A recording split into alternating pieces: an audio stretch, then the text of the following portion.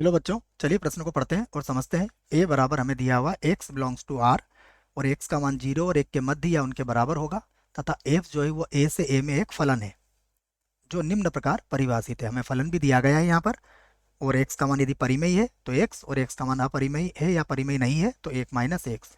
तो सिद्ध करना है कि f ऑफ x बराबर x होगा प्रत्येक x बिलोंग्स टू a के लिए। तो ये हमें सिद्ध करना है। प्रश्न को हल करने से पहले हम प्रश्न के लिए मुख्य अवधारणा लिखेंगे। तो मुख्य अवधारणा जिसकी सहायता से इस प्रश्न को हल किया जाएगा। मुख्य अवधारणा में जो बात हम समझना है वो देखिए आप। यदि हमें ज्ञात करना होता है एफ ऑफ एक्स, तो इसको ज्ञात करने का तरीका क्या होता है हमारे पास। एफ, इसको हटा के लिख देते हैं हम एफ एक्स। सबसे पहले क्या करते हैं बच्चों, एफ एक्स का मान रखते हैं और पुनः फिर उसको एफ एक्स के रूप में व्यक्त कर लेते हैं। तो ये बात आप इस प्रश्न के लिए याद रख सकते हैं। अब जो दिया है उसे लिख लेते हैं। देखो तो किस प्रकार से प्रश्न को हल करेंगे। सबसे पहले हमें ए का मान दिया गया है, तो मैं लिख लेता हूँ ए बराबर दिया हुआ है कि x का मान कोई भी वास्तविक संख्या हो सकता है। बस ध्यान रहे कि x का मान क्या होगा, 0 और 1 के मध्य या 0 और 1 भी हो सकता है। और इसमें जो फलन हमें परिभाषित किया गया है वह फलन क्या है, a से a में परिभाषित किया गया है। और इसमें जो फलन हमें दिया गया है वो इस प्रकार है, एफ एक्स।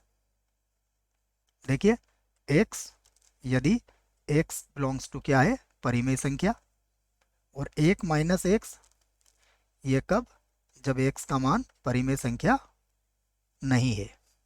तो हम दो स्थिति पर विचार करेंगे। पहली स्थिति ले लेते हैं कि यदि x परिमेय है। ठीक है, तो मैं लिख लेता हूं पहली स्थिति कि यदि यदि x क्या है, परिमेय है। तब तब देखिए, तब हम ज्ञात करेंगे एफ ऑफ एक्स का मान।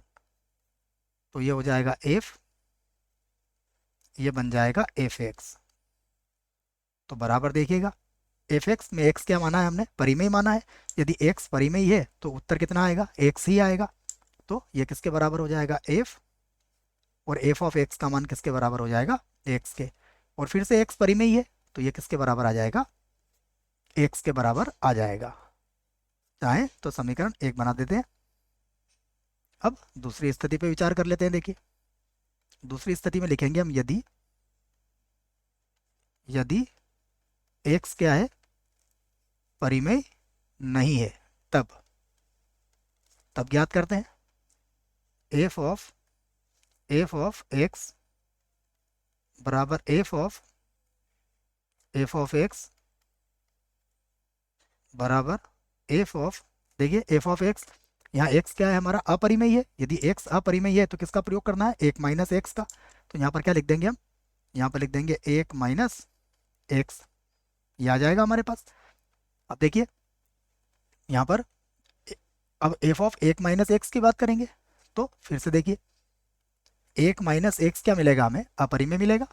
क्योंकि यदि यहाँ पर 1 माइनस क्या है हमारे पास, एक्स तो क्या है हमारे पास, अपरिमेय है। और यदि एक में से अपरिमेय संख्या घटाएंगे बच्चों तो अपरिमेय ही मिलेगा। ये याद रखें आप, परिमेय माइनस अपरिमेय सदैव क्या होता है। मैं लिख देता हूँ, यदि हमारे पास यहाँ पर संख्या परिमेय है, परिमेय,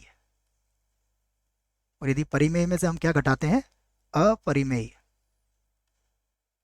अपरिमेय, तो जब परिमेय में से अपरिमेय घटाया जाता है तो क्या मिलता है, तो अपरिमेय ही मिलेगा, अपरिमेय। ठीक है, तो ये संक्षेप में मैंने थोड़ा सा बात समझा दी है आपको, याद रखें आप। जब भी परिमेय संख्या में से अपरिमेय संख्या घटाई जाती है तो सदैव अपरिमेय संख्या ही मिलती है। इसलिए 1 माइनस एक्स क्या होगा हमारा, अपरिमेय होगा। अपरिमेय होगा तो फिर से मान रख देंगे हम, तो फिर से रख देंगे एक्स के स्थान पर। देखिए एक तो वैसे रहेगा, और माइनस एक्स के स्थान पर क्या रख देंगे, 1 माइनस एक्स। ठीक है बच्चों, ये बात तो आपके समझ में आ गई होगी कि यदि एफ एक्स का मान कितना है, 1 माइनस एक्स है, और मैं एक्स के स्थान पर क्या रख रहा हूँ, 1 माइनस एक्स, तो यहाँ पर भी क्या रखूंगा मैं, एक्स के स्थान पर 1 माइनस एक्स ही रखूंगा। यही यहाँ पर मैंने किया है। तो बराबर कितना हो जाएगा, ये एक्स हो जाएगा।